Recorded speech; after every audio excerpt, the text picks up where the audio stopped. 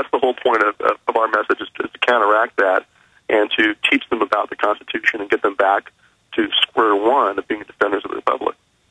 But there's that powerful peer pressure mode. I mean, I would imagine of the thousands of police and military batoning women running for no reason, having police dogs bite old women. I mean, there's video of this. Driving through empty neighborhoods, sound cannoning a kid if they walked out their front door with a football. I mean, just you're not allowed on the streets of Pittsburgh or Oakland, Pennsylvania. When we come back, I want to talk about that because I'm sure some of those troops and police were good people, but in that mass psychology of war and with all the psychological brainwashing they've gone through, the hypnotic suggestions of their training, when the time came, I mean, they were looking for blood. They wanted the blood of the American people. Stewart's a founder and director of Oath Keepers. He served as a U.S. Army paratrooper until he disabled in a rough terrain parachuting accident during a night jump.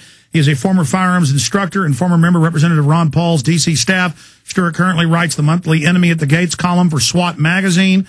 So they're reaching out to those people. Stewart graduated from Yale Law School, where his paper, Solving the Puzzle of Enemy Combatant Status, won Yale's Miller Prize for Best Paper on the Bill of Rights.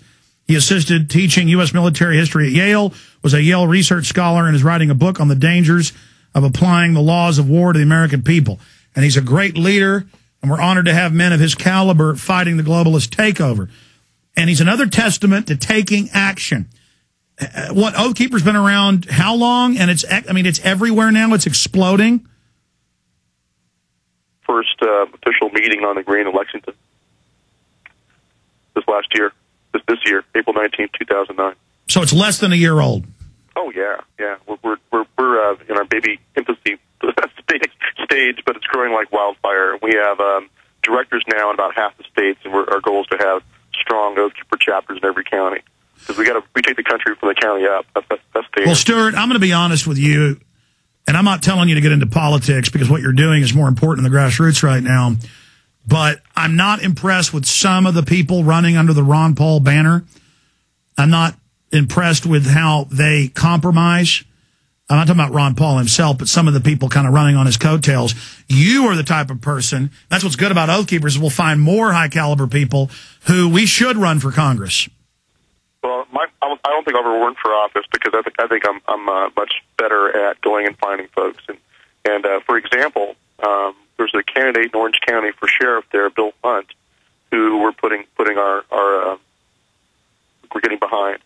And I think he's a pretty committed patriot in lines of Sheriff Mack, and that's where I would start as a sheriff race in every county. And Kent Harris up in Unicoi County, Tennessee, we were just there. In fact, Chuck Baldwin was there too, and his son Tim Baldwin were there for a patriot rally up in Unicoi County in the northeastern corner of Tennessee, and that's a pretty squared away sheriff too. And there was a bunch of folks there open carrying, and the sheriff there endorsed and supported that. He wants people to do that. He wants them to exercise their rights. So those were all good signs.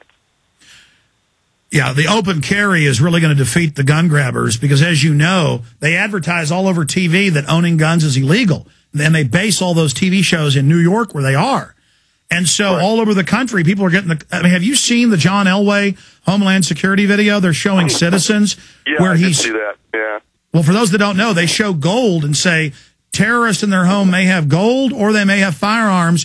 Call the police if you see firearms. I mean, we've got to start wearing our guns openly to just educate the sheeple that guns aren't illegal. Yeah, they don't even know that open carry is legal in most states, and that's why folks are doing that is to put the point across that hey, I'm not violating any code, I'm not violating any statute by standing here with a safely holstered sidearm. Well, Stewart, I can't stress enough how much your organization is scaring the globalists. I mean, they admit they are scared of the police and military being recruited by the patriots and just learning what it is to be an American, rediscovering that. We're going to go to break, and I want to come back and let you have the floor and then take some calls. But you started getting into G20. Watching the videos of police dogs biting old women coming out of shops with bags, sound cannoning peaceful neighborhoods, going into the university at night saying you can't be out, chasing women down, billy clubbing them. I mean, that is tyranny. Well, it's kind of like having Katrina. You had police brought in from all over the country. They're brought in, and they don't know the local people at all. They have no sympathy for them, and then they're put in that riot control mode. They're told that they're here to keep keep the peace, and they're told that there's going to be violent protesters, and so they're kind of primed for that kind of behavior, and then you know, they're kind of locked into the riot mode, and they overreact, and they you know, it's like having a hammer. All you have is a hammer, and everything looks like a nail. And so once you're in that riot mode, it's hard to get them out of that. So. Well, exactly. You get macho men, warriors who are designed to go charging into other men with swords and axes, hacking each other. That normal part of the brain kicks in, but it's college kids. They have a few hired anarchists throw a few things, and then they go on a police rampage. They are being psychologically manipulated.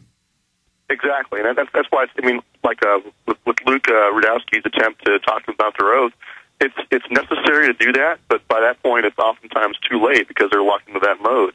You got to reach them. You got to reach them before they get to that point, and you got to talk to them about how it's not proper to go from L.A. or wherever they're from and go to another city and become nationalized. That's the first line right there. They shouldn't be doing that. Long segment coming up. I want to speak about how they bring these swarms of police from all over the nation to New Orleans or to Pittsburgh or to other areas, and then G20 private security in police uniforms grabbing citizens off the street into unmarked cars. We'll get Stewart Rhodes' take on that straight ahead. Stewart Rhodes is our guest. Your phone calls, Ronnie, Scott, Karen, Mark, Bob, and others are coming up here in just a few minutes. Stewart, I was making the point as we went to break about how they're clearly turning the military and the police loose on the people. They're clearly training them that it's macho and cool to do all of this. That's why Oath Keepers is here, to go out and reach out to them. And I also want to get your take just on all the other announcements we're seeing and all the different reports of urban warfare drills and the military coming out on the streets and running checkpoints. What are the military sources you have saying? Are they really starting to get upset about this? Excuse me, I couldn't hear you. Are your military sources getting upset about the deployment of military forces on the streets? Oh, you bet. I mean, the oath, here's the thing, though. The oath is the antidote. It's as powerful as any conditioning that's been attempted on the military has been done to them. I mean, it's been going on for decades. That was the whole, ever since the 90s, that was the whole point of Lieutenant Commander Cunningham's survey of the Marines, the 29 Palms, was that he saw a disturbing trend of conditioning the military to accept orders from foreign officers and to become involved in domestic policing. But so this conditioning has been going on for a long time. But the antidote is to remind them that their oath to the Constitution, and it's incredibly powerful. The founders are no dummies; they put it there for a good reason. You remind them of their oath, and a little light bulb goes off over their heads, and they're like, "Oh yeah." Well, what does that mean? That means I have to read the Constitution and understand it, and then once I understand where the lines are drawn, I have to stand. And so that's the thing that's grabbing them, and it's working. And that's what we saw.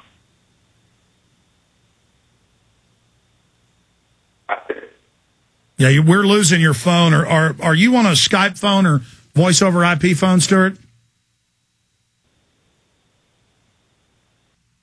Yeah, we might need to just cancel ever doing Skype phone systems, or it may be our system. That's what ours is.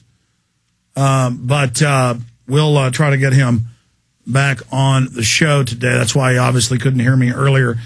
I also wanted to talk about a story written last Thursday titled "Former White House Speechwriter Suggests Military Coup Could Oust Obama."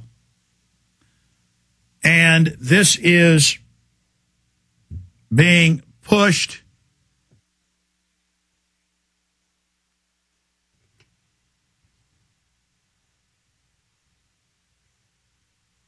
That's why we need to become aware of what's being said and what's being done, because the establishment itself is talking about a military coup in America.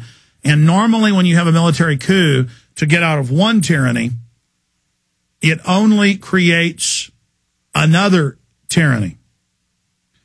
And the article is, former White House speechwriter suggests military coup could oust Obama.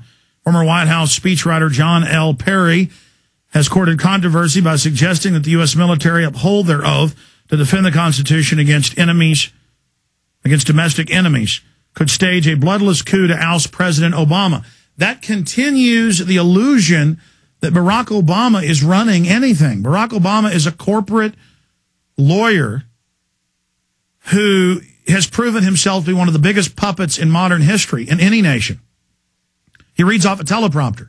So it's always this illusion that it's Obama violating the Bill of Rights and Constitution. And if we could just get rid of Obama, everything would be okay. No, we've got to audit the Federal Reserve and then abolish it and arrest the bankers. If you don't get rid of them, things only get worse. Going back to Stewart Rhodes. Stewart, lost you there. I was bringing up the article Paul Watson wrote about Newsmax's story with the former White House speechwriter John L. Perry saying that in an article originally posted at Newsmax website, Perry wrote, there's a remote, although gaining possibility America's military will intervene in a last resort to resolve the Obama problem. Don't dismiss it as unrealistic.